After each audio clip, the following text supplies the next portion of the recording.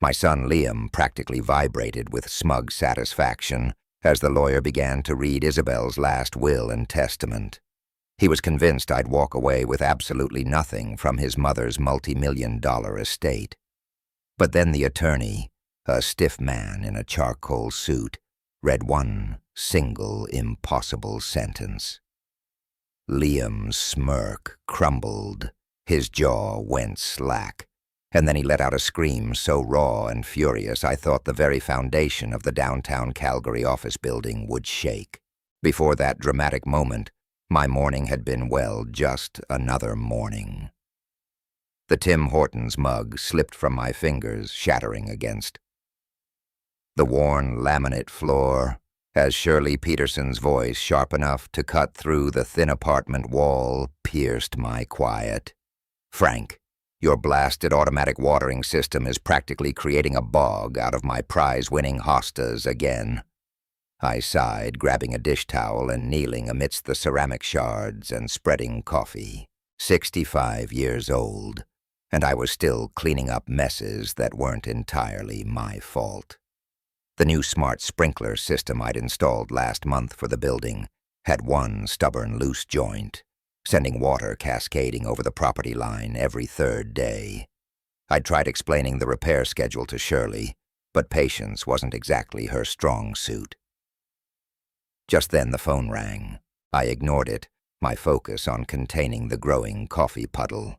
The machine would catch it eventually, but the persistent ringing cut through Shirley's continued tirade from next door. Something about property values and inconsiderate tenants. On the fifth ring, I finally stood up, tossing the soaked towel into the sink. Frank McGregor speaking.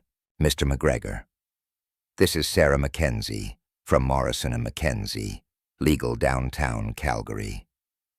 The woman's voice carried that carefully professional tone I'd learned to recognize over the years, the kind that usually preceded bad news. "I'm calling regarding Isabelle Elizabeth Dubé." My hand instinctively tightened around the receiver. Nobody had called Isabelle by her full name in my presence for 15 years. "What about her?" "Sir, I'm very sorry to inform you that Mrs. Dubé passed away on Tuesday evening. The funeral service is scheduled for this Friday at 2:00 at Riverside Memorial Chapel."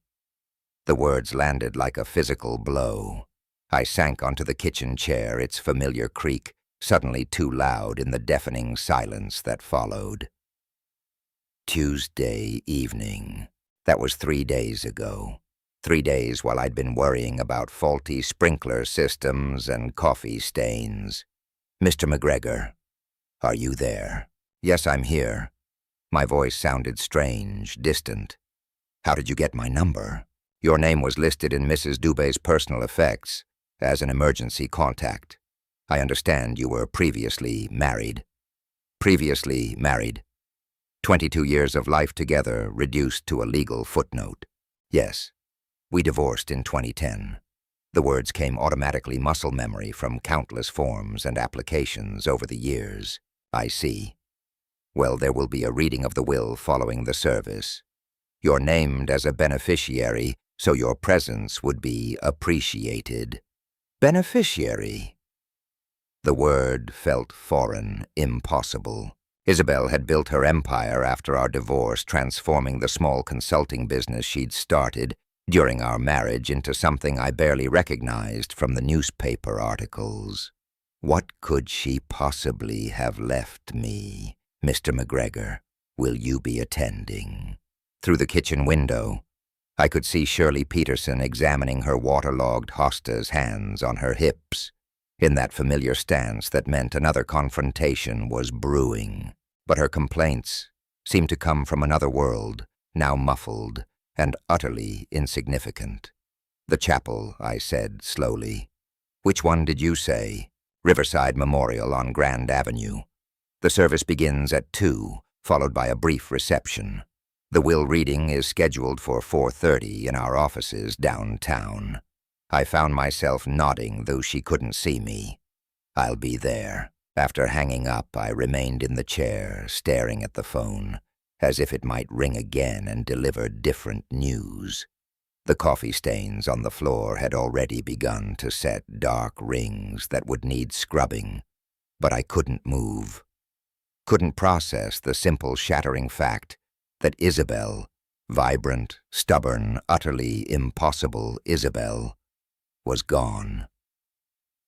The afternoon light slanted through the window, illuminating dust motes dancing in the quiet air.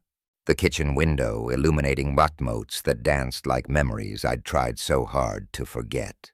As I sat there, the name Isabelle Elizabeth Dubé echoed in my mind, each syllable pulling me backward through time, until I was standing in the Daily Grind diner on a snowy February evening years ago. I was watching a woman in a vivid red wool coat absolutely lay into the manager about his hiring practices. "You're telling me you won't even consider female applicants for a lead role because women can't handle the pressure?" Her voice, clear and uncompromising, carried across the nearly empty restaurant. "That's the most ridiculous thing I've heard all week." I'd stopped mid-bite of my apple pie fork, suspended halfway to my mouth. The woman had turned slightly, and I could see her profile, sharp cheekbones, a determined jawline, dark hair that seemed to catch every bit of the diner's fluorescent glow. She was magnificent in her anger, and I found myself secretly hoping the manager would keep arguing, just so I could listen to her dissect his flimsy logic. "Ma'am, I didn't mean any offense," he stammered, clearly outmatched. "Of course you didn't mean offense," she retorted, pulling a business card from her purse and sliding it across the counter. "You just meant to discriminate." She paused, fixing him with a stare that could melt steel. "When you decide to hire based on qualifications rather than outdated sexist assumptions, you have my number." The bell above the door jingled as she left, and the diner felt smaller somehow, as if all the electricity had just walked out with her. I watched through the window as she climbed into a sensible blue Honda Civic, noting how she checked her mirrors twice before smoothly merging into the bustling downtown traffic. Careful, methodical, but not afraid to fight for what was right. "That one's nothing but trouble," the manager muttered loud enough for the whole place to hear. I stood up, leaving a crumpled $5 bill next to my half-eaten pie. "No," I said, surprising myself with my certainty. "That one's remarkable." The business card lay abandoned on the counter. Isabelle Dubé Consulting. I memorized the phone number before stepping out into the biting February wind. It took me 3 days to work up the courage to call. When I finally did, she answered on the second ring with a brisk, "Isabelle Dubé. How can I help you?" "Isabelle, it's Frank McGregor. We haven't officially met, but I saw you at the Daily Grind on Friday night." A brief pause. "Ah, the fellow with the apple pie who looked ready to jump over the counter to join the argument. You heard all that? Well, I was pretty close to the action. And you left a generous tip, too, I noticed." I could hear the smile in her voice. "So, Frank McGregor, what can I do for you? Have dinner with me somewhere a little less fluorescent than the Daily Grind." Another pause, longer this time. "Are you asking me on a date? Or do you need business advice?" "Definitely a date. Though if you have any tips on convincing brilliant women to share a meal with a total stranger, I'd consider that a valuable consultation." She laughed, a genuine, unforced laugh, not the polite sound women sometimes made when men tried to be charming. "Saturday night. The Bistro on Elm 700. She wore the same striking red coat to dinner, but underneath was a simple black dress that made my heart do a little jig. We talked for 3 hours about everything except business. Her childhood growing up near the Rockies, my early days working at the power grid, our shared soft spot for classic Canadian films and new novels. When she practically snorted with laughter at my tale of accidentally turning my apartment into an indoor swimming pool trying to fix a leaky faucet, I knew I was completely gone. 6 months later, I found myself back at the Daily Grind, sliding a small ring box across the same worn counter where she'd left her card. Isabelle Dubé, marry me. Make me the luckiest man in Alberta. She said yes before I'd even finished the question. Our wedding day was pure golden September sunshine, the kind of perfect late summer weather that makes you believe anything is possible. Isabelle wore her grandmother's lace gown, lovingly refitted to her slight frame, and carried wildflowers we'd gathered from a field that morning. My hands shook as I slipped the ring onto her finger. Forever, she whispered, and in that moment, I believed her with every fiber of my being. Liam arrived 2 years later, a squalling, red-faced bundle of joy who transformed our quiet, semi-detached house into a vibrant, chaotic home, brimming with purpose. I remember standing there in the hospital just watching Isabelle cradle Liam. She held him with that same focused intensity she brought to everything, and I honestly thought, this is it. This perfect little bundle is all I'll ever need. But even then, amidst all that new dad bliss, I couldn't help but notice her gaze would sometimes drift just for a second to the business journal someone had left on the nightstand. As Liam grew from a wobbly toddler to a boisterous school kid, things started to shift. Or maybe I just started seeing things I'd been too caught up to notice in those first fuzzy years. When he turned 7, Isabelle got him a computer. Not one of those kiddie ones, but a proper machine, shiny and powerful, probably worth more than my monthly earnings at the plant. He needs to understand technology, she'd say, watching him scroll through programs I barely knew existed. The future belongs to the kids who think digitally, Frank. I'd muttered something about teaching him to bait a hook, maybe even take him fishing up north. She'd laughed. A sharp, clear sound, not unkind exactly, but certainly not warm. We'd already moved by then to this big place on Hillcrest Avenue, a house with 3 bathrooms and a kitchen island that felt bigger than our first apartment combined. Isabelle's consulting firm had just snagged a massive contract with some mining consortium, and suddenly we had money for things I'd never even dreamed of, let alone needed. Suddenly a cleaning service came twice a week. Our fridge started spitting out ice cubes with a fancy hum. Liam's room looked like Toys R Us had exploded in it. "Isn't this just wonderful, Frank?" Isabelle asked one evening, sweeping her arm across our new dining room, all gleaming surfaces, a crystal chandelier dripping light, and a table that could comfortably seat a hockey team. Now we can finally entertain properly. I missed our old kitchen table, the one with the crayon marks and the coffee cup rings, where Liam had done his coloring projects for years and where Isabelle and I would actually talk late into the night. This new monstrosity, though, reflected light like a mirror screaming for coasters and placemats, showing every single fingerprint, and the entertaining that started practically the next day. It was always business associates, potential clients, other successful couples whose conversation revolved around market share and quarterly reports. I'd put on my nicest plaid shirt, try to nod along, maybe even attempt to contribute, but talk of hedge funds and corporate restructuring felt like I was trying to speak Mandarin badly.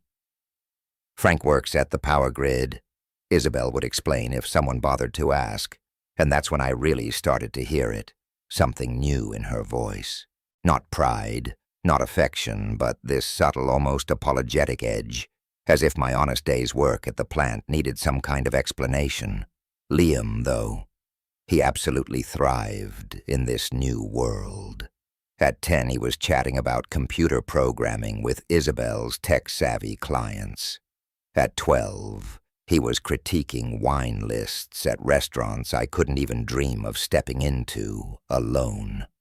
By 14, he'd roll his eyes with a sigh that could melt glaciers whenever I suggested a weekend camping trip out by the lake. He preferred jetting off to Isabelle's business conferences in Denver or Salt Lake City. "Dad just doesn't get it," became his favorite phrase, usually delivered with that exasperated sigh only a teenager can truly master, as if I was just too pedestrian for his sophisticated world. The first real blow-up, though, came on Liam's 15th birthday. Isabelle had planned a party that honestly looked more like a corporate networking mixer. There was catered food, some string quartet playing in the corner, and a guest list packed with Isabelle's business contacts and their equally precocious kids. I'd wanted something simple. Maybe a backyard barbecue with Liam's buddies from school, a few hockey sticks, and some loud music. "This is ridiculous, Isabelle," I'd told her the night before, watching servers arrange some elaborate floral display that probably cost more than my first car. "He's 15, not 50. He's growing up in a different world than we did Frank," she said, adjusting a centerpiece with the same meticulous precision she'd use for million-dollar contract negotiations. "These connections matter. These relationships will shape his future." "What about him just being a kid?" I pushed back. She turned to face me fully, and for a fleeting moment I saw something cold in her eyes, calculation where there used to be such warmth. "Being just a kid is a luxury we can't afford him anymore," she stated, her voice flat. "The world is cutthroat, Frank. We either prepare him to win, or we prepare him to lose." I thought about my own 15th birthday. A simple fishing trip with my old man, a lopsided homemade cake presents wrapped in the comics section of the paper. It had been perfectly simple. By Isabelle's metrics, the party was a roaring success. Liam, as expected, charmed the socks off the adults and their equally polished offspring. He raked in gifts that practically screamed serious money. High-end laptops, designer threads a top-of-the-line mountain bike, worth more than my old pickup. But I spotted him just for a second, standing by himself near the outdoor fireplace, looking utterly adrift amidst all the high-end chatter. "Everything good, eh, kiddo?" I murmured, trying to keep it casual. He snapped to attention, the sophisticated young man mask clicking back into place. "Course, Dad. Why wouldn't I be?" He'd shot back too quickly. But that glimpse of the bewildered kid beneath the designer threads and the forced poise, it twisted my gut. That night, that ridiculous party, it was the first crack in the foundation, though I was too blind to see it then. What followed was a decade-long unraveling, like watching a glacier calve in slow motion. Majestic, yes, but utterly destructive and unstoppable. Isabelle's consulting firm became her whole world.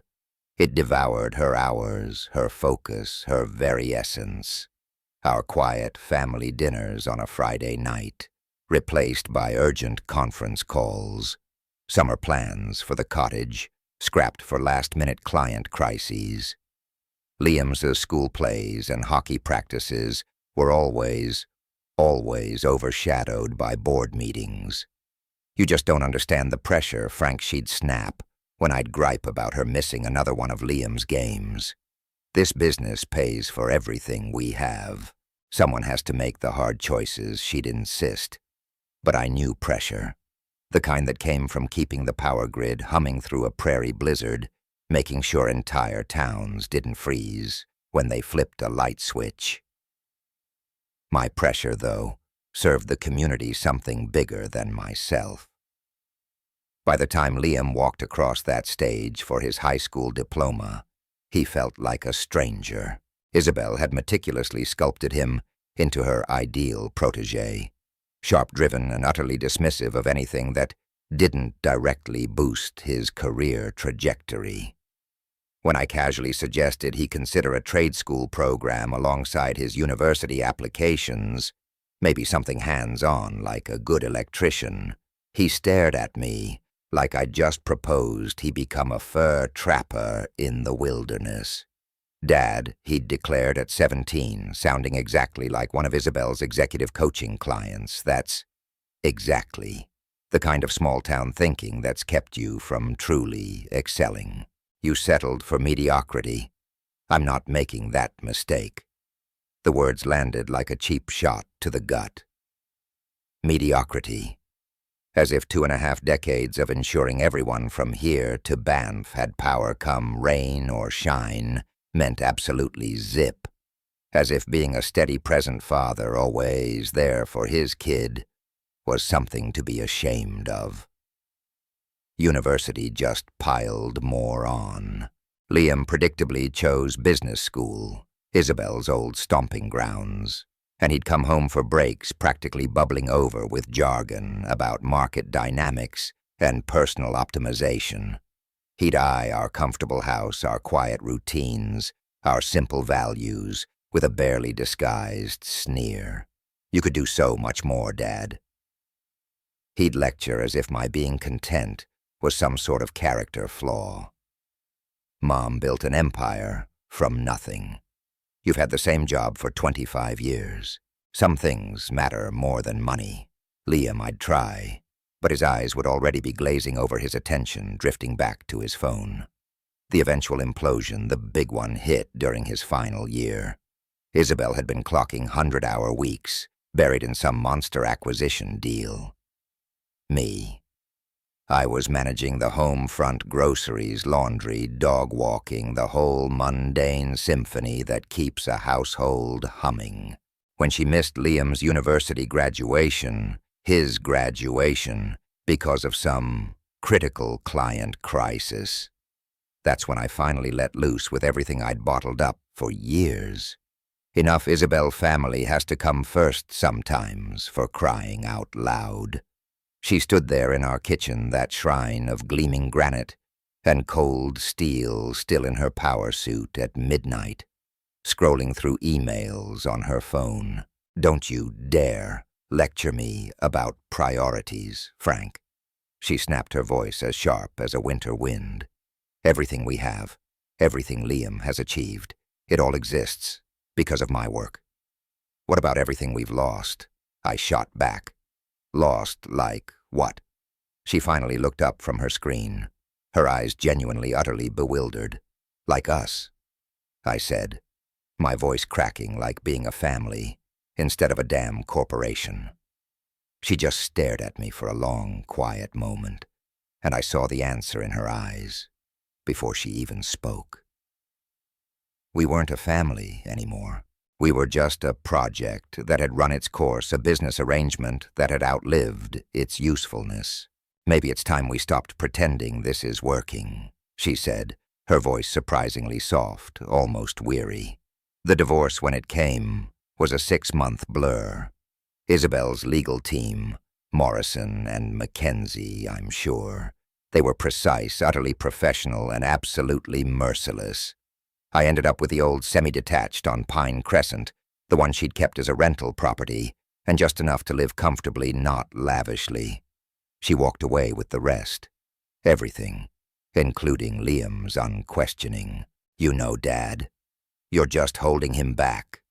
Liam had told me, his voice sharp with a finality that cut deeper than any blade. It was during one of our last real conversations before he packed up his life and headed out west to join Isabelle's firm.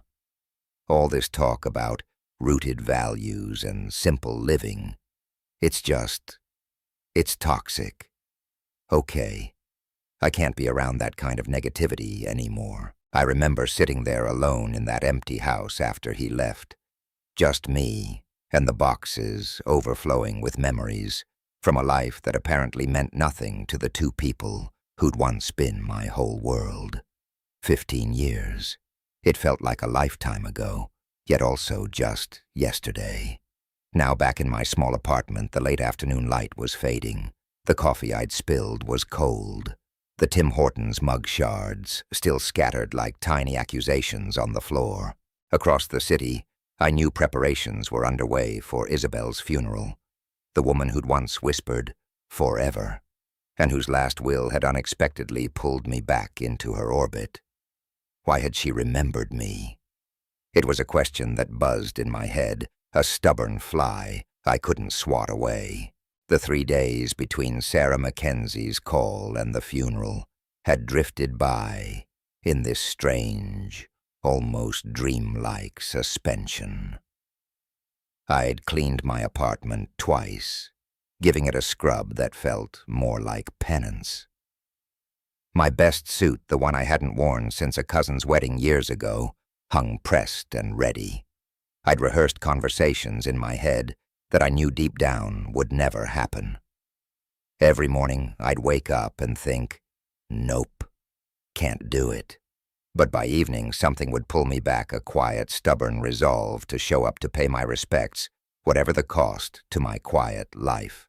Friday morning dawned a typical chilly May day in Calgary. I stood in front of my bathroom mirror, fumbling with the knot of a tie I hadn't touched in over 5 years. What would Isabelle think of me now? I wondered, a grim curiosity twisting in my gut. The face staring back from the glass was older than I felt inside, a stranger marked by time.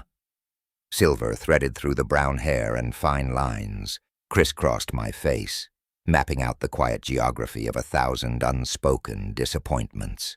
The drive to Riverside Memorial Chapel took about 20 minutes, winding through neighborhoods that were a stark map of Calgary's economic landscape.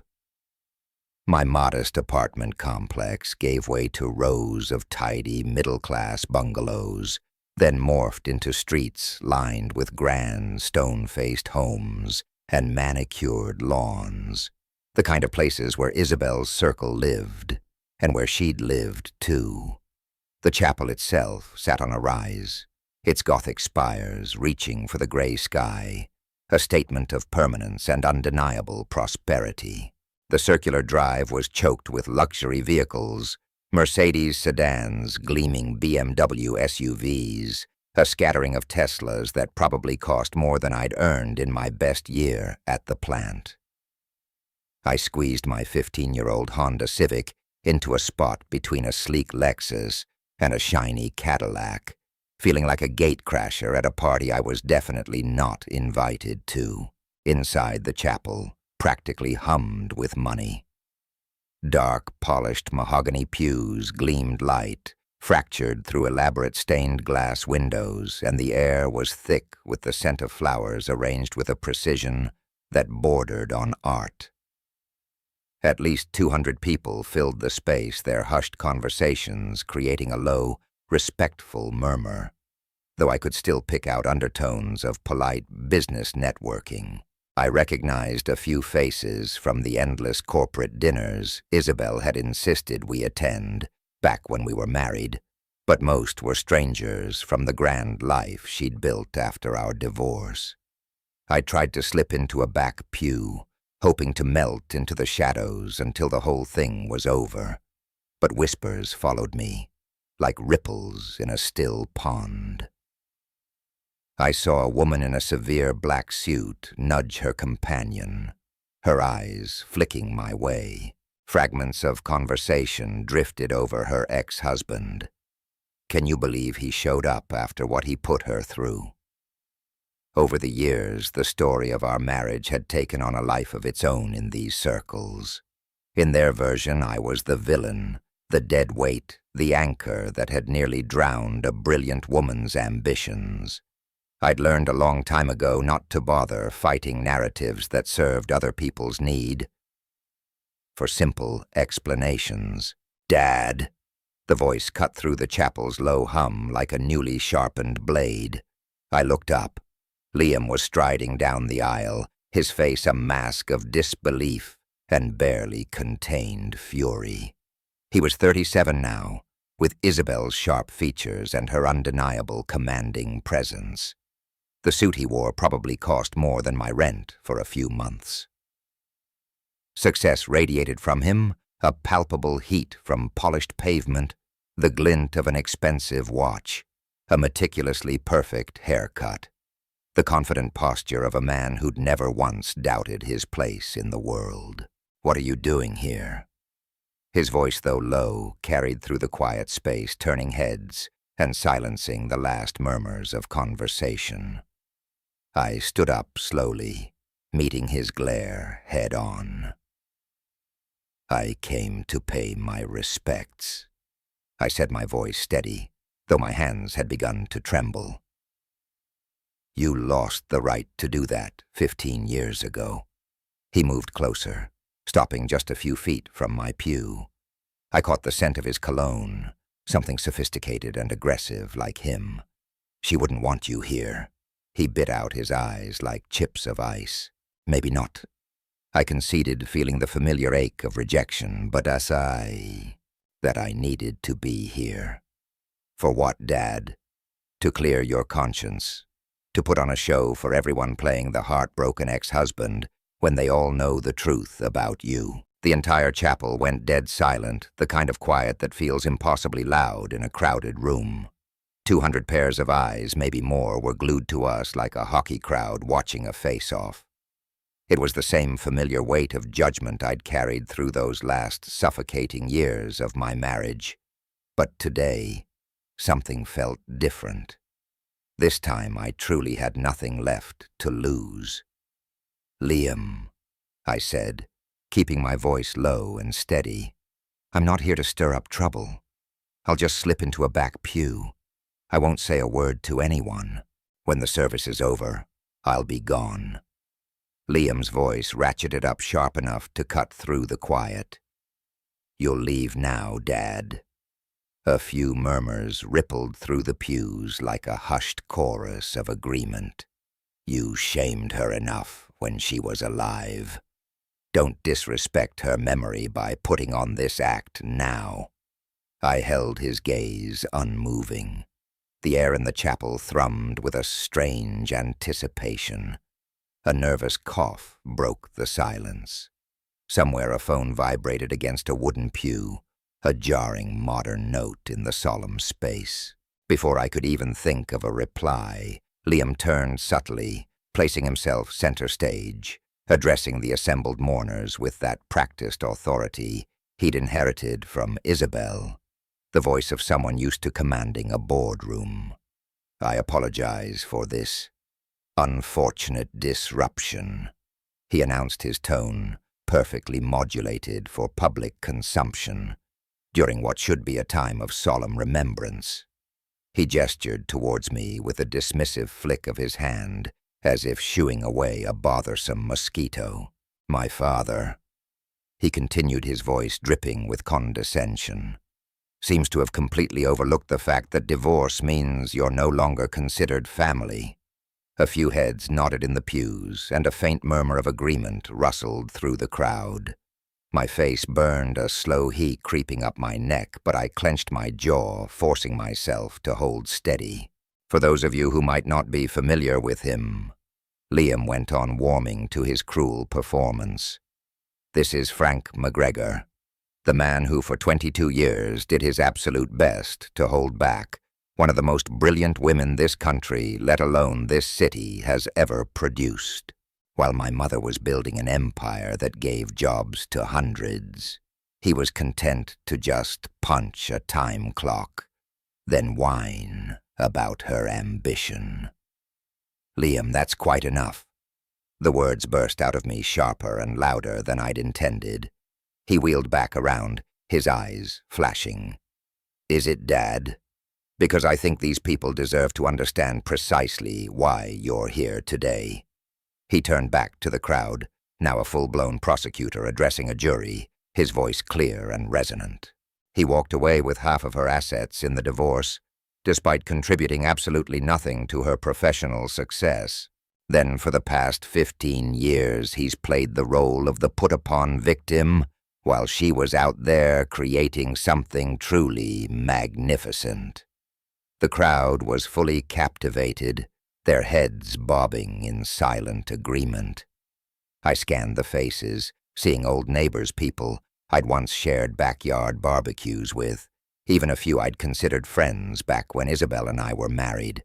Not a single one met my eye. "She supported him for years," Liam continued, his voice dripping with disdain. While he refused to evolve, refused to take a single risk, refused to be the ambitious partner she deserved. And now that she's gone, he shows up here expecting sympathy, expecting to be treated as if he actually mattered in her life. Each accusation hit me like a gut punch, not because there wasn't a kernel of truth in them. There often was distorted and twisted, but because they flattened 22 years of our life together into a crude, simplistic narrative of pure failure and relentless blame. I thought about trying to defend myself, about explaining the messy, complicated tapestry of what we'd shared, the enduring love that had somehow coexisted with our deepening incompatibility. But what was the point? These people had already bought into their neat, convenient narrative years ago. My mother died, building something truly monumental, Liam declared, his voice swelling with conviction. Something that will outlast every single one of us here. She deserved a partner who would have helped her reach those incredible heights, not someone who constantly tried to drag her back down to his own limited level. The chapel fell into a suffocating silence. I stood there utterly exposed, feeling the crushing weight of 200 judgmental gazes. Part of me, the rational, self-preserving part, screamed to just walk out, to escape the continuing public humiliation.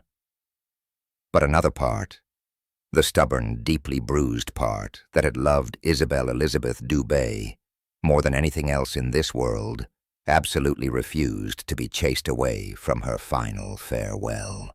"Are you quite finished, Liam?"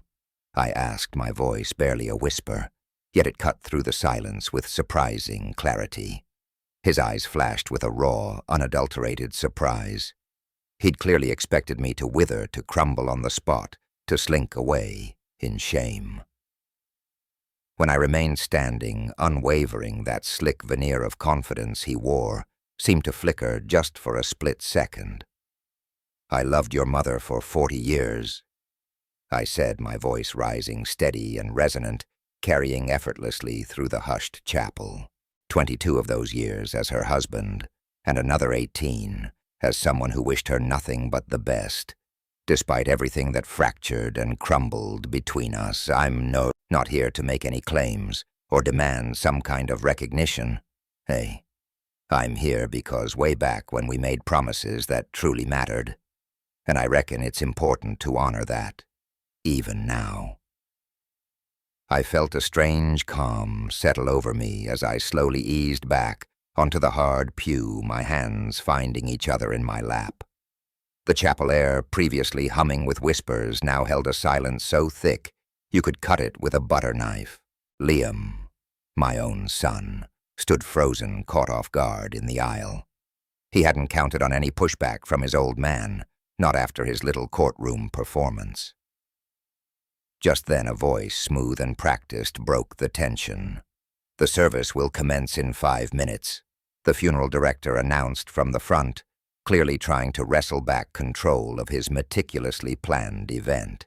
Liam shot me one last withering glare, a look of pure contempt that felt colder than a January morning in Banff, before he turned on his heel and strode shoulders squared towards the front pew where the real family was supposed to sit. As the hushed murmurs slowly returned, I could still pick out snippets of the gossip directed my way. The nerve of some people, poor Liam having to deal with that, should have just stayed home.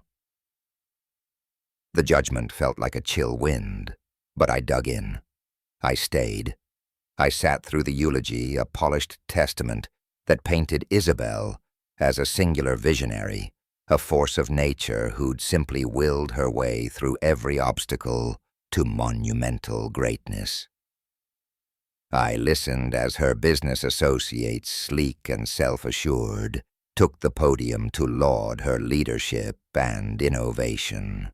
Even the musical selections seemed chosen to echo her relentless triumph over adversity, a symphony of success. When the service finally wrapped up, a wave of people surged forward, offering their condolences to Liam with a practiced solemnity. They all went out of their way to avoid my gaze, making it clear I was as welcome as a blizzard in July. I waited invisible until the chapel had thinned out considerably, the air beginning to clear of perfume, and hushed whispers before I made to stand, Mr. McGregor. A voice calm and deep cut through the quiet. I turned to see a man approaching mid-50s, maybe impeccably dressed in a suit that probably cost more than my first car. He carried a slim leather brief. Dan Mackenzie. He introduced himself from Morrison & Mackenzie Legal. Might I have a word? As the last strains of the organ faded, and the funeral director stepped up for his final remarks. A familiar exhaustion washed over me, heavy as a winter coat. Almost done, I thought. The ordeal is nearly over. In just a few more minutes, I figured I could just duck out the side door, get in my old Civic, and drive back to my quiet little apartment. Then, I could try to scrub this whole humiliating morning from my memory. Around me, people were gathering their belongings, designer purses, thick programs, that subtle rustle of a crowd ready to clear out after a long haul. Liam was still up near the front, soaking up the attention, accepting condolences with that same practiced grace he'd developed over the years, the heir apparent. A few stray glances flickered my way, but most folks had already written me off as a non-factor in the day's grand drama. I was just reaching for my worn jacket, ready to make my escape, when that voice stopped me cold. Mr. McGregor. Dan Mackenzie, the lawyer I'd just spoken to, moved towards me, with slow, measured steps. His expensive suit was still perfect even after the lengthy service. Up close, he looked a bit younger than I'd first pegged him, maybe 50, with sharp-observant eyes peering over wire-rimmed glasses. He carried himself with the kind of quiet confidence that only comes from years of managing the affairs of Calgary's elite. "I'm truly sorry for your loss, Mr. McGregor," he said, extending a hand. Dan Mackenzie, Morrison & Mackenzie. We just spoke. "Thank you," I murmured, shaking his hand. His grip was firm, his gaze direct. The service was comprehensive. Isabelle would have approved, I suppose. She was quite particular about her final arrangements. He agreed, letting his eyes sweep over the rapidly emptying chapel. "I was hoping I could have a quick word with both you and Liam. There are some matters we need to discuss regarding Mrs. Dubé's estate." Before I could even formulate a polite refusal, Liam was suddenly there, right beside my shoulder. His carefully constructed mask of somber grief instantly peeled away, replaced by an expression of sharp, alert interest. Dan Liam said, his voice almost eager. "Finally, I was wondering when we'd get around to the business side of things." "Of course." "Liam," Dan replied, his tone smooth, measured like someone who knew how to deliver big news without ruffling too many feathers. "These matters require careful attention. I'd like both of you to come to my office for the reading of your mother's will. Both of us." Liam's eyebrows shot up towards his hairline. "Is that really necessary? I mean, he's not." He gestured vaguely in my direction, as if I were some inconvenient piece of furniture. "Your father is specifically named in the will." "Liam." Dan stated, his voice unwavering. "His presence is required by law." A jolt, a faint flutter of surprise went through me. Named in the will. That seemed about as likely as a heat wave in February, given everything that had unraveled between Isabelle and me over the years. I figured it had to be some minor legal formality. Maybe she'd finally forgiven that old $50 I owed her from a long-forgotten bet. Or perhaps it was just to confirm that I had absolutely no claim to her multi-million-dollar empire. "I don't think that's necessary," I said quietly, trying to wave it off. "I'm sure it's just a formality, Dan. You really don't need me there." My eyes met Dan's. "I'm afraid I do, Mr. McGregor. Mrs. Dubé was quite particular about who should be present for the reading, but both you and Liam absolutely need to be there." His tone, firm and calm, made it clear this wasn't up for debate. Liam looked annoyed, but he just shrugged that familiar, casual confidence about him. The kind that screams, "I've got nothing to worry about here." "Fine," he muttered. "Let's get this over with." He turned to me, his patience thinner than ice on a spring pond. "Try not to make this more difficult than it needs to be, eh?" The walk to Dan's office was only 3 blocks through downtown Calgary, past those glass and steel towers that watched the city's fortunes ebb and flow with the oil and gas industry. Dan kept up a stream of professional small talk. The spring weather, the respectable turnout at the service, all carefully neutral observations that gave away absolutely nothing about what lay ahead. His office was on the top floor of one of those beautifully restored Victorian houses just off a main avenue. Inside it was all dark, polished wood and impressive leather-bound books, the kind of place that whispered established success without needing to shout it. Certificates and framed diplomas covered the walls, broken up by photos of Dan, shaking hands with various Calgary dignitaries and high-powered business leaders.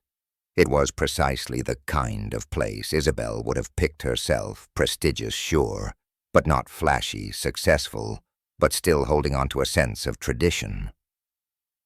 "Please, have a seat," Dan said, gesturing to 2 plush leather chairs arranged in front of his big mahogany desk.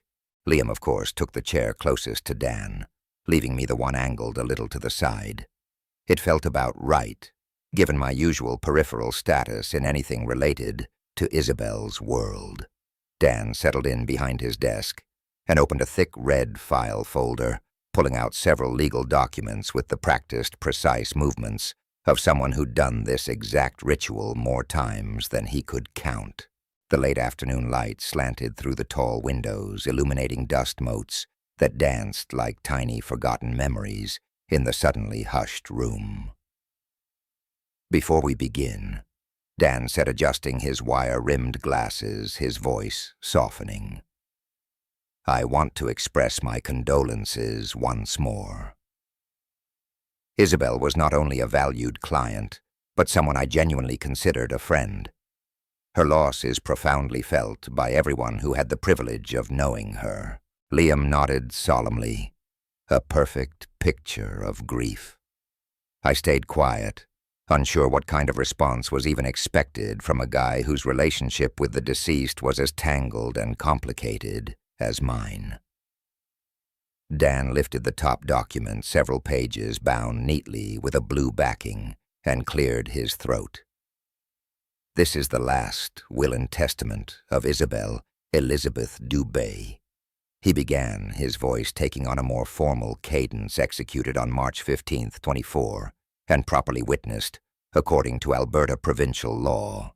This will supersedes all previous wills and codicils, and was in fact prepared only 14 months ago. 14 months. I found myself wondering what had prompted Isabelle to update her will so recently. Had she been ill? Had something happened? Some quiet whisper of mortality that made her think of these final arrangements. The will, Dan continued, confirms that Mrs. Dubé was of sound mind and disposing memory when these documents were prepared, and that she was under no undue influence or coercion. Dan's voice carried that formal cadence you hear in courtrooms, each word carefully enunciated. Liam leaned forward slightly, his hands clasped tightly together. I could practically feel the anticipation radiating off him, a man getting ready to claim his rightful inheritance, to finally step fully into the multi-million-dollar empire his mother had so painstakingly built. Dan turned to the second page of the will, his reading glasses catching the afternoon light, as he continued in that measured, professional tone. I hereby make the following specific bequests and devises. He read his voice, steady and clear. To my beloved son, Liam Michael Dubé, I leave the family home at 847 Hillcrest Avenue, along with all furnishings, artwork, and personal property contained therein. Liam couldn't help but smile, a look of pure, satisfied triumph spreading across his face. The Hillcrest house. I knew it was worth at least $800,000, a substantial property with sweeping mountain views and more than enough space to entertain those important business associates properly. Additionally, Dan continued, I bequeath to Liam the sum of $500,000 to be transferred from my primary investment account within 60 days of probate. $500,000 plus the house. I watched Liam's reaction carefully. I saw the triumph on Liam's face, but also a flicker of something else, a calculation like he was doing mental math on a balance sheet. 500 grand and the house. That was a serious chunk of change, sure more than I'd ever seen in one go. But Isabelle's empire, that was worth a whole lot more than a fancy house and $500,000. That's wonderful. Of course, Liam said, but there was a distinct wobble in his voice. He tried to hide a touch of pure bewilderment. But what about Mom's business, the company? Dan, ever the cool customer, merely laid down the first page and picked up another. His face was a mask of professional neutrality. I'm still on the specific bequests, Liam. Please allow me to finish the relevant sections. I shifted, feeling like an interloper witnessing a family's private moment, though Lord knows ours hadn't been private in a good long while. $500,000. That was more money than I'd touched in my whole working life at the plant. Between the house and that tidy sum, Liam was set for life, plain and simple. It felt right, mind you. He was Isabelle's son, her pride and joy, so the one she'd shaped, to inherit her entire world. The bequest to Liam Dan went on his voice, still even includes the following conditions. Conditions, that word hung in the air like an unexpected chill. The inheritance is contingent upon his continued employment with Dubé Consulting Solutions for a minimum of 2 years, following the date of this will's execution, or until such time as the company is sold or dissolved. Liam's jaw dropped, truly confused now. Conditions? What kind of conditions? He sputtered, his voice rising. And what do you mean, until the company is sold? Who would sell it? Mom would never sell her company. Dan just held his gaze, unblinking. I'm reading the will as written, Liam. These are your mother's words, not mine. An undercurrent of unease, faint at first, began to fill the room. Liam's confident posture, the one that screamed, heir apparent, shifted, and his hands, which had been loosely clasped, tightened, then relaxed over and over. Against my better judgment, I found myself leaning forward, drawn into the unfolding drama, despite wanting nothing more than to stay an invisible fixture in the corner. Let me get this straight, Liam said, his voice now laced with that familiar bite I'd heard back at the chapel. I get the house and 500,000, but there are strings attached. And you're talking about the company being sold. That makes no sense. Mom would never sell her company. It was her entire life's work. Dan took off his glasses, giving them a slow, deliberate polish with a pristine white cloth. A little theatrical pause, it seemed, to let the last bombshells sink in. When he put them back on his gaze, flickered between Liam and me, a look I couldn't quite decipher. Your mother's will, he stated, his voice dropping slightly, contains additional provisions that address the disposition of her remaining assets. He paused, letting the words hang there. The company, her extensive investment portfolio, and several other significant holdings. Well, let's hear them then, Liam demanded, his patience finally fraying. What are these other provisions? I watched a knot forming in my stomach. Something about Dan's calm, almost apologetic manner told me we were about to wade into waters none of us were prepared for. The way he was choosing his words, that subtle, almost apologetic note in his tone, it reminded me of a doctor preparing to deliver bad news. Before I continue, Dan said, leaning back slightly in his chair, his voice firming up. I want to emphasize that these documents represent Mrs. Dubé's final, considered wishes. They were prepared after extensive discussion and consultation, and she was absolutely adamant about their contents. The only sound in the room was the soft, rhythmic tick of an antique clock on Dan's bookshelf.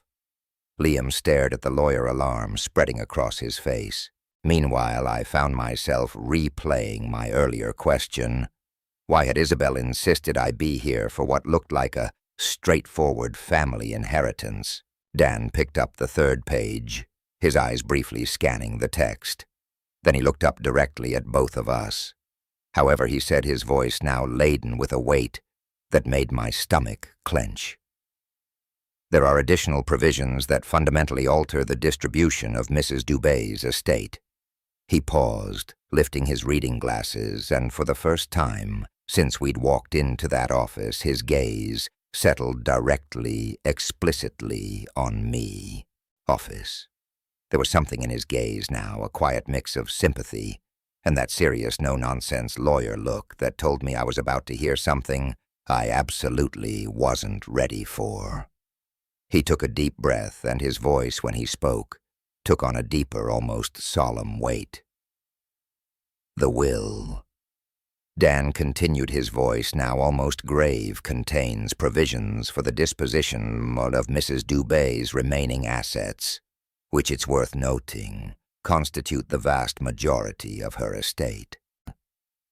Liam, bless his impatient heart, practically launched himself forward, his hands gripping the arms of the leather chair like he was bracing for a big hit in a hockey game.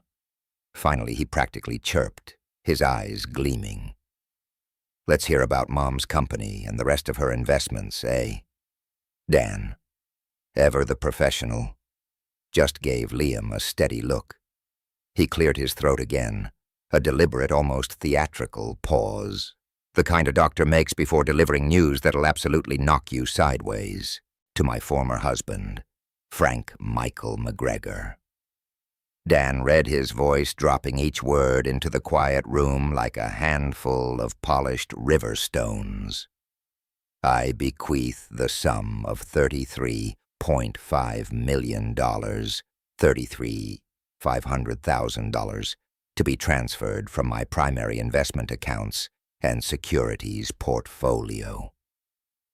The last echo of the numbers seemed to shimmer in the air, hanging there like the exhaust from a snowmobile backfiring. My jaw dropped. Actually dropped open, a physical reaction I couldn't rein in. $33.5 million. The number was so big, so utterly gargantuan, it felt like it belonged in a movie, not a lawyer's office in downtown Calgary. It felt like it certainly didn't apply to a guy like me, who's still worried about the cost of gas for his old Civic. There must be some mistake, eh? I managed to choke out, my voice sounding like it belonged to someone else entirely, thin and reedy. Did you say 33 million? 33.5. Dan gave a slow nod. His tone was still perfectly neutral, but I caught something in his eyes. Not surprise, no, but that careful, almost expectant watchfulness, like someone waiting for the inevitable chaos to erupt. Liam's face, on the other hand, had gone from that hopeful flush to an ashen gray, then a furious, blotchy red, like his blood was just having a full-blown argument about where to go. What did you just say? He spluttered, half rising from his chair. Additionally, Dan continued, apparently determined to deliver the entire bombshell in one go. I transfer to Frank Michael McGregor, controlling interest in Dubé Consulting Solutions, including all subsidiary companies, real estate holdings, and business assets. This transfer includes 65% ownership of all corporate entities and an appointment as chairman of the board of directors. I swear the air just left my lungs. The entire room seemed to suddenly tilt sideways like the floor of a curling rink after a bad sweep. Controlling interest in Isabelle's company, the Empire. I'd watched her build from absolutely nothing, the business that had slowly, relentlessly consumed our marriage, the very source of all that wealth that had made me feel so small, so utterly inadequate for years. She was giving it all of it to me. This can't be right. I managed to croak the words, barely a whisper. There has to be some error in the documentation, Dan. I tried again, my voice still a ghost of itself. I assure you, Mr. McGregor, there is no error. Dan took off his glasses again, cleaning them with that same slow, methodical precision, as if he needed to clear his vision to deliver another blow. These documents were prepared under Mrs. Dubé's direct and constant supervision. She reviewed every single word multiple times. Dan emphasized and confirmed these were her exact, unequivocal wishes. Liam shot to his feet with such force his chair went skidding backward and smacked against the wall with a loud thud that echoed in the suddenly strained silence. "This is impossible," he shrieked, his voice raw. "She wouldn't. She couldn't." He spun on me, his face a contorted mask of pure disbelief, twisted with something ugly and venomous. "What did you do?" he roared, pointing a trembling finger. How did you manipulate her?" I didn't do anything," I stammered, still trying to make sense of the utter impossibility of what I'd just heard. "I haven't spoken to your mother in 15 years, Liam." "Lies." The word exploded from Liam sharp as a rifle crack. "People don't just give away $33 million and a whole company to their ex-husbands for no reason, Dad. You must have gotten to her somehow, convinced her when she was sick, when she wasn't thinking clearly." Dan's voice, calm and cutting, sliced right through Liam's rising hysteria, an undeniable professional authority. "I can assure you, Liam, that Mrs. Dubé was of completely sound mind when she executed these documents. She underwent a thorough mental competency evaluation specifically to prevent any future challenges to the will's validity." I just sat there, frozen solid in my chair, watching the whole scene unfold, as if I was a spectator at someone else's particularly dramatic play. $33.5 million. Controlling interest in a multi-million-dollar company. The numbers Dan had read, the words he'd spoken. They belonged in a different universe altogether than the one I lived in. My mind, which usually zipped between remembering to pick up milk and whether the furnace needed a filter change, just froze. Why? The word felt heavy on my tongue, barely a whisper in that fancy office. Why on earth would Isabelle do this? I managed to ask the question, ringing with raw disbelief. Dan, calm as a lake at dawn, carefully stacked the documents. Mrs. Dubé anticipated that question, Mr. McGregor. He stated, his voice even. She left specific instructions. In fact, she asked me to deliver a personal message to you directly after these provisions were read. Across the desk, Liam's face twisted a mask of pure betrayal and white-hot fury. A personal message. Liam erupted, practically vibrating with indignation. She leaves him a private message, but cuts me out of the real legacy. Dan, unfazed, merely arched an eyebrow. Liam, you received a substantial inheritance. He reminded him, his tone as smooth as river stone. $500,000 and a property valued at over $800,000, Liam. That's more wealth than most Canadians see in a lifetime. Liam's arm shot out his finger, trembling, as it pointed at me. Compared to what he's getting, Dan. Compared to what he's getting. You're talking about a multi-million-dollar empire, hundreds of millions in total assets. The company alone is worth more than everything else combined. The air in the room felt thick-heavy as a prairie storm brewing, and I could practically taste the tension. In the back of my stunned mind, a terrifying, exhilarating realization was just starting to form. My quiet, predictable life had just been blown to smithereens, and I had no idea how to even begin picking up the pieces. But none of that truly registered beyond a dull throb. All I could really grasp was the utterly bizarre, incomprehensible truth that Isabelle, my Isabelle, the one who'd grown to quietly resent everything about my simple, unambitious life, had somehow decided to hand me the keys to her kingdom. That's when Liam fully unraveled.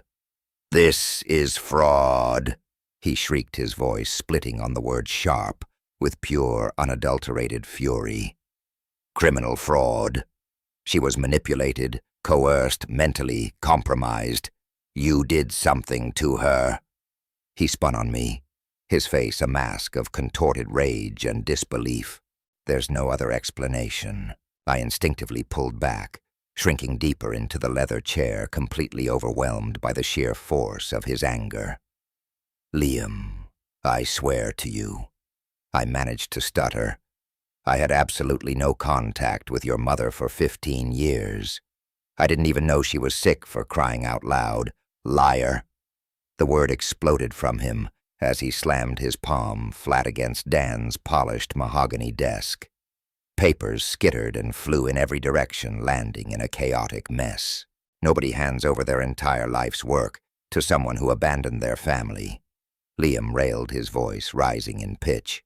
Someone who couldn't even be bothered to call, not even when she was dying. "She didn't abandon anyone, Liam," I said, finding a surprising sliver of calm amidst the storm. "Our marriage ended, yes, but that doesn't mean—" "It means exactly that," he shrieked, cutting me off. "You walked away from us. You took your pathetic settlement and disappeared into your pathetic little life while she was out there building an empire from the ground up. And now you expect me to believe she just decided to hand it all over to you on a silver platter." Dan's voice, sharp and authoritative, sliced through Liam's escalating tantrum like a fresh pair of skates on ice. "Liam, I understand this is incredibly difficult news," he stated firmly, "but I must insist you regain your composure. These are your mother's clearly stated wishes executed with full legal authority." Liam spun towards the lawyer, his eyes blazing like a wildfire in the Rockies. "I want every document examined. I want psychiatric evaluations. I want to know every single contact this man had with my mother in the past 5 years." "There were no contacts, Liam," Dan replied, his voice unnervingly calm. "Mrs. Dubé made that abundantly clear when she explained her decision to me." "Explained her decision?" Liam's laugh was a bitter, broken sound, like ice cracking underfoot. "So she did. Explain why she decided to betray her only son and give everything to the man who supposedly ruined her first marriage." "She left a personal message for your father." "Yes," Dan confirmed. The word father seemed to hit Liam like a physical blow, sharper than any punch. For just a fleeting second, his furious mask fractured, and I saw something else flicker beneath it, a raw, aching pain that made my own chest tighten in sympathy. Then the fury roared back, doubled in intensity. "He's not my father!" Liam snarled, his voice guttural. "My father would have been there when she needed him. My father would have supported her dreams instead of trying to drag her down to his level." He swung back to face me, his face a contorted map of years of bottled-up resentment. "You're nothing but a failed man who couldn't handle being married to someone better than you." Each accusation landed like a precise, icy stab to the gut, not because they were entirely false, but because they carried enough distorted truth to draw blood. I knew it. I'd felt that inadequacy, that quiet failure, seep into my bones during those final years. My mind flashed back to those arguments, all those times Isabelle had hinted, then outright stated that I just wasn't enough.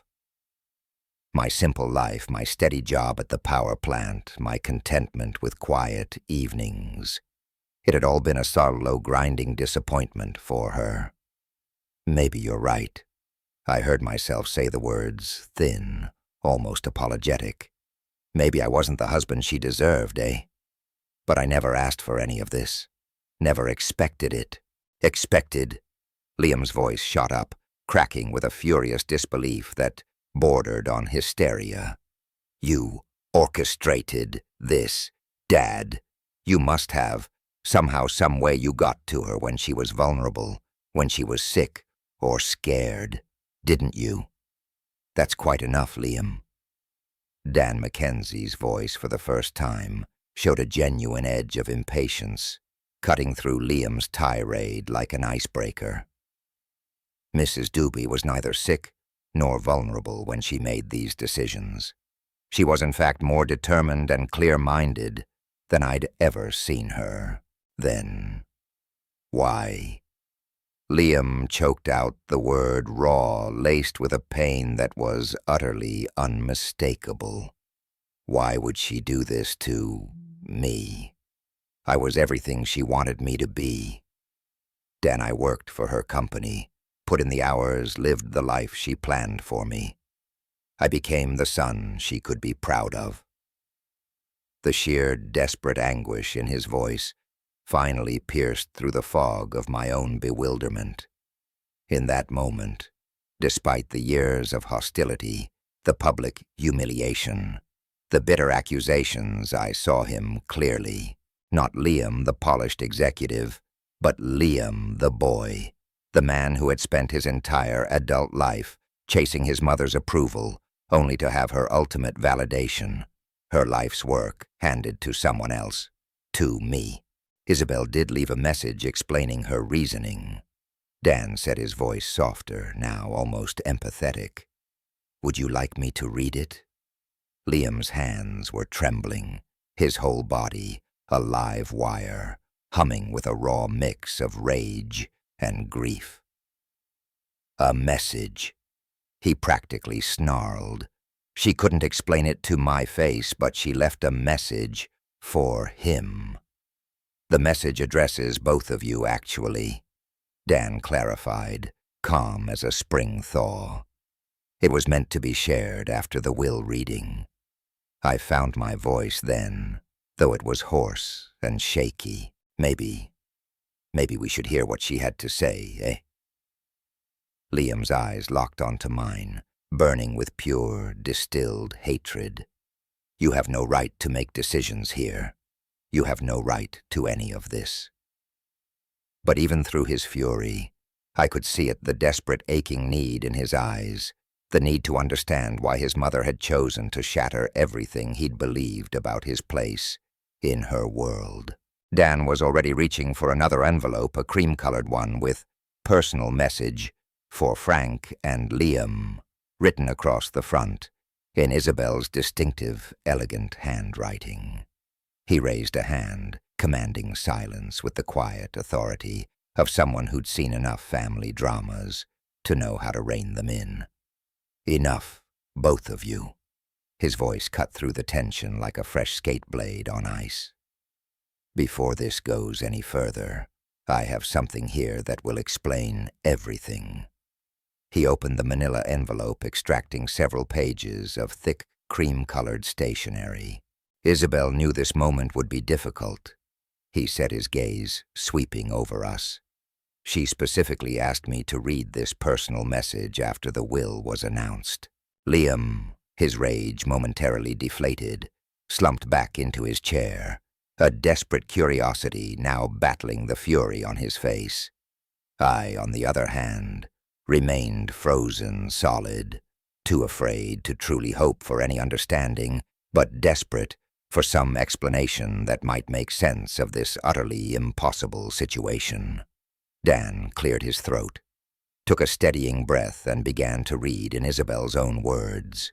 My dearest Frank, if you're hearing this, it means I'm gone, and you're probably sitting in Dan's downtown Calgary office wondering if the entire world has completely lost its marbles, eh? I could almost see her, that glint in her eye. She'd known. She'd known exactly how I'd react.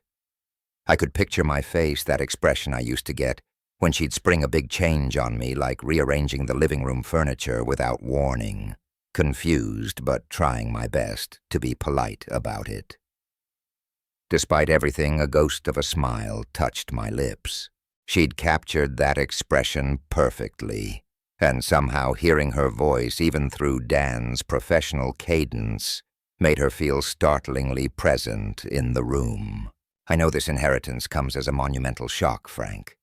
And I know you're probably thinking there's been some terrible mistake, that you don't deserve this money or this responsibility.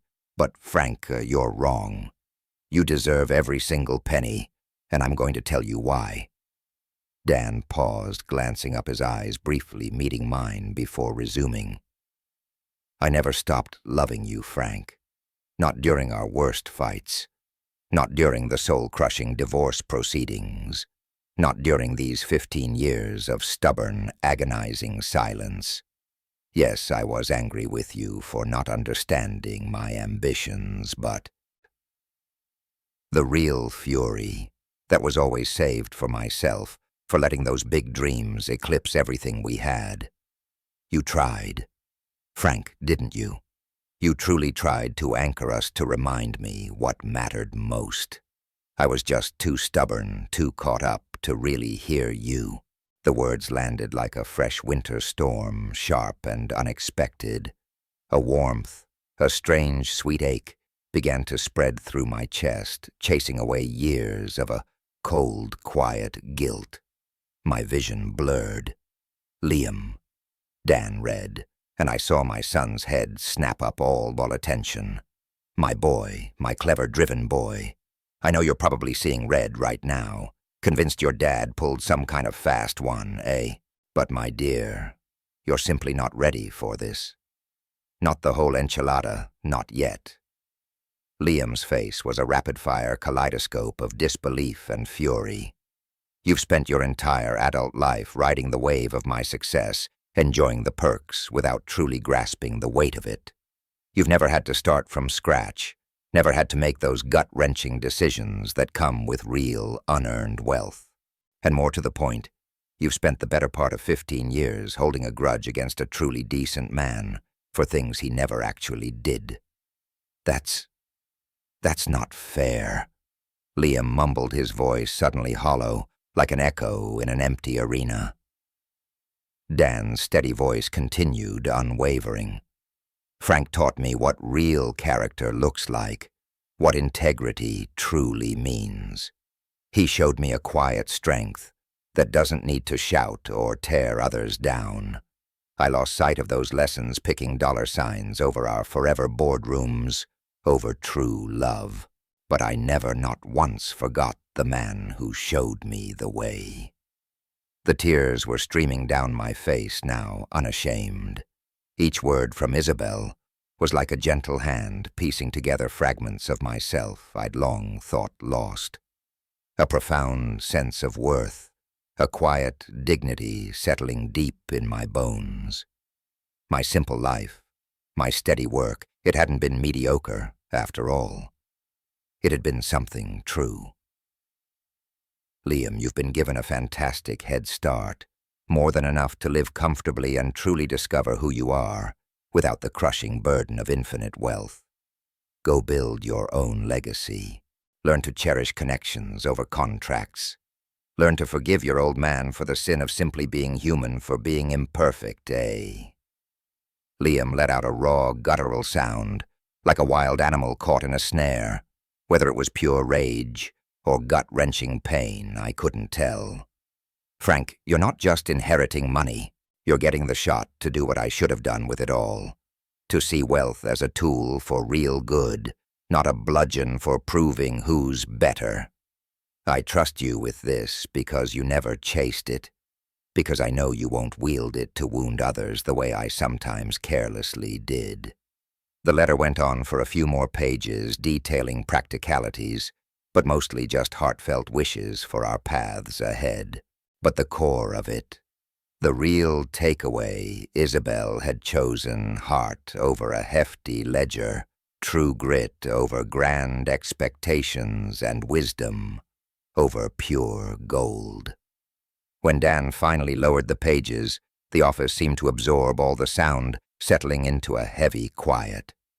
I sat there, salty tears tracing paths on my cheeks, completely swamped by the unexpected, profound gift of knowing Isabelle had carried a piece of me in her heart right to the very end. Liam just stared at the polished hardwood, his entire sophisticated world shattering around him like an ice sculpture left out in the spring sun. Finally, Dan meticulously folded the pages and slid them back into the cream envelope. "She specifically wanted you to have this, Frank," he said, holding it out. "The original. It's yours to keep." My hands, still trembling, reached out for it. It was the last exchange I'd ever have with Isabelle, the woman who'd irrevocably shaped every single corner of my existence in ways both breathtaking and agonizing. The sheer weight of Isabelle's final message settled over the room thick and heavy as an Alberta fog after a sudden storm. Minutes stretched into an eternity of silence.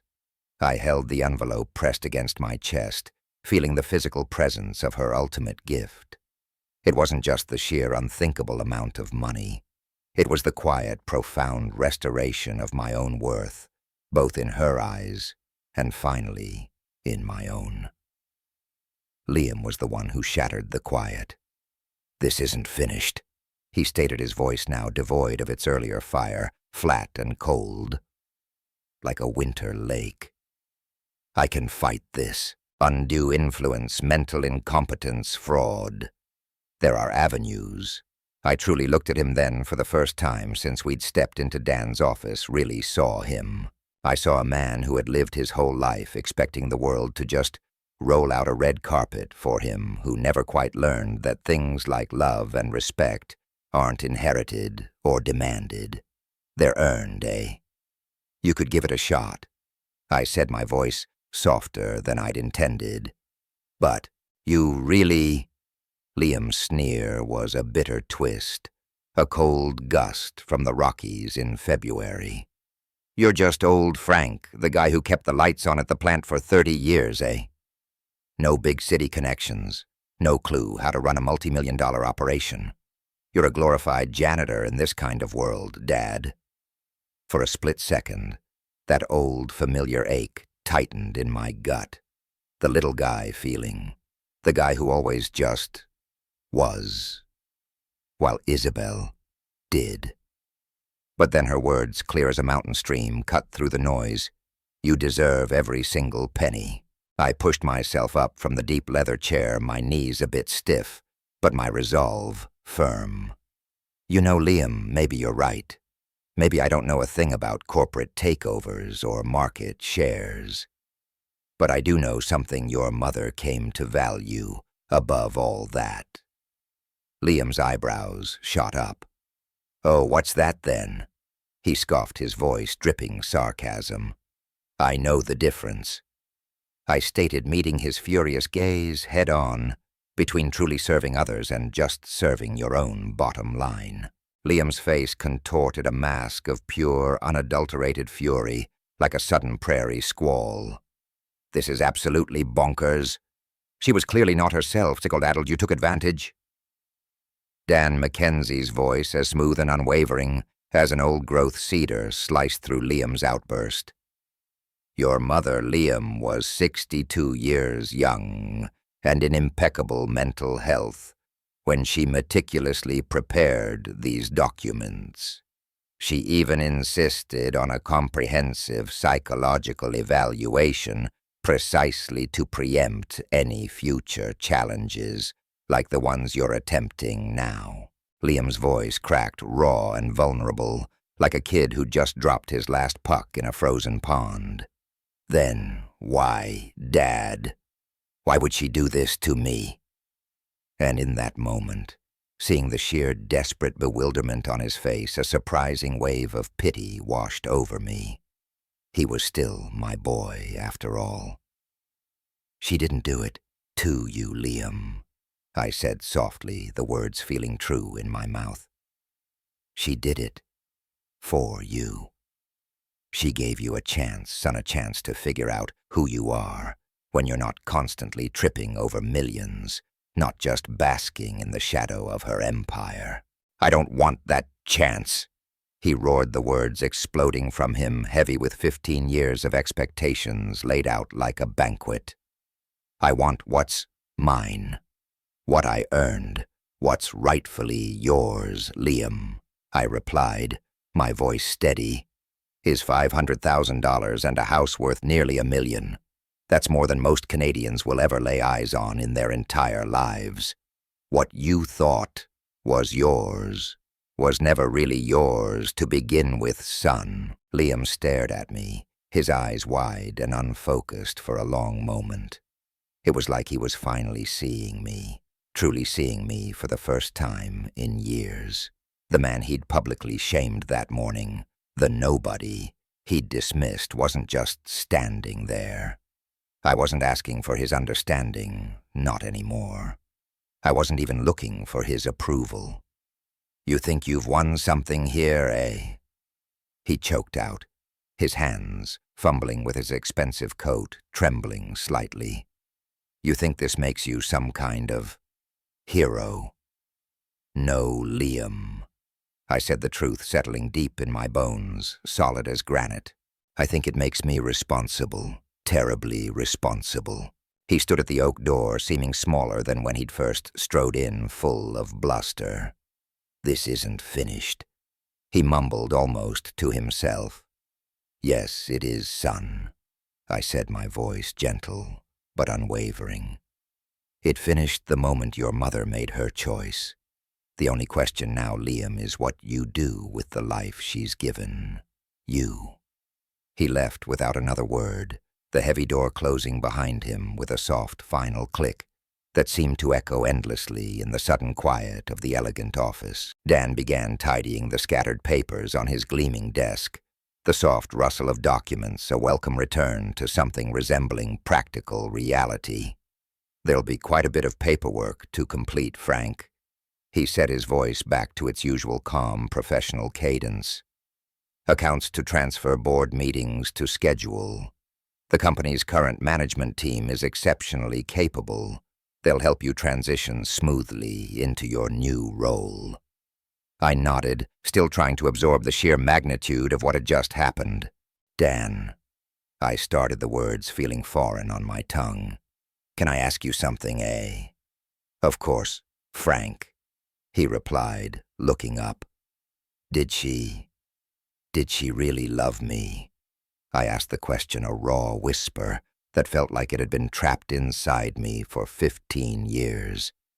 Even after everything that happened between us. Dan's face softened, and he offered the first genuine, unforced smile I'd seen on him all day.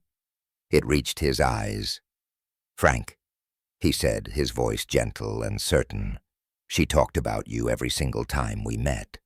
Not about the divorce, not about the arguments, not the problems. She talked about the man who taught her that real success, the kind that lasts, means nothing without true character. That without integrity, ambition is just an expensive way to fail. I walked out of that office building out into the late Calgary afternoon, a completely different man than the one who'd walked in. The sun, slanting low, felt warmer on my face, the crisp spring air cleaner somehow.